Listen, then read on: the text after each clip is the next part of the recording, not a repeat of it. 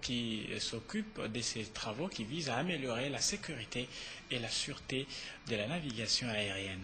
Sarah Fanny Dacroza.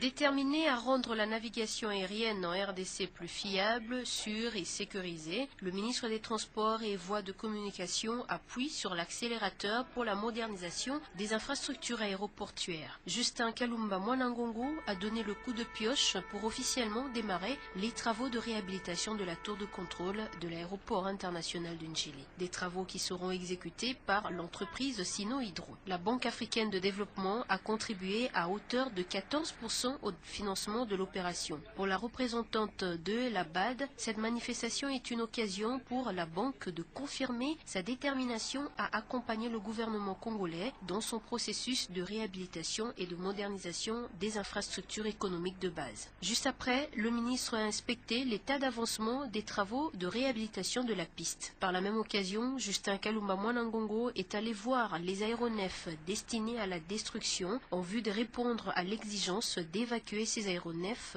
hors usage. Une visite qui intervient exactement un mois après les mesures prises pour cette fin. Le ministre a salué la bonne foi de certains propriétaires de ces aéronefs qui ont commencé l'évacuation et appelle d'autres à emboîter le pas. Autrement, le gouvernement procédera à la destruction de ces aéronefs. L'appel mécanique que le ministre des Transports et Voies de Communication, Justin Kalumba Mwanangongo, a donné le mardi 26 juin 2012 à l'aéroport international de Njili symbolise sans nul doute le lancement des travaux de génie civil et d'équipement de cet aéroport dans le but d'améliorer la sécurité et la sûreté de la navigation aérienne.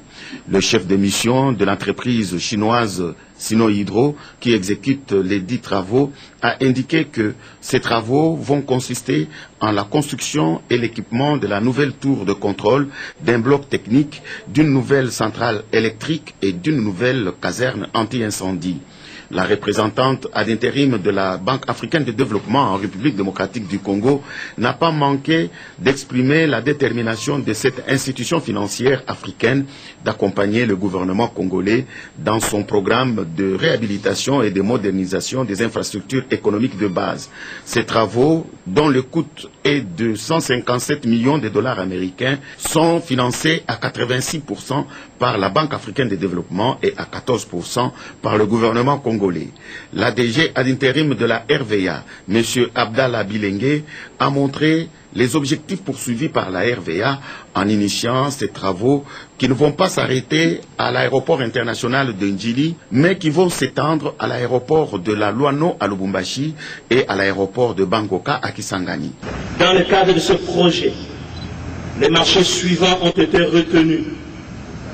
Primo, 3 marchés pour les travaux de rénovation et de reconstruction des infrastructures dans les sites aéroportuaires de Kinshasa-Njili, Lubumbashi-Luano et Kisangani-Bangoka. Secondo, 2 marchés pour les biens d'équipement, à savoir acquisition et installation des équipements CNSATEM, phase 2, équipement HF, solarisation, fourniture et installation des équipements ILS-2 main pour les aéroports de Lubumbashi-Luano et Kisangani-Bangoka. Acquisition des équipements sanitaires pour les aéroports de Kinshasa-Njili, Lubumbashi-Luano et Kisangani-Bangoka. Et tertio, 4 marchés pour les services des consultants. Contrôle et surveillance des travaux aux 3 sites précités. Assistance technique à l'organe d'exécution, formation du personnel technique de la RVA et celui de l'autorité de l'aviation civile.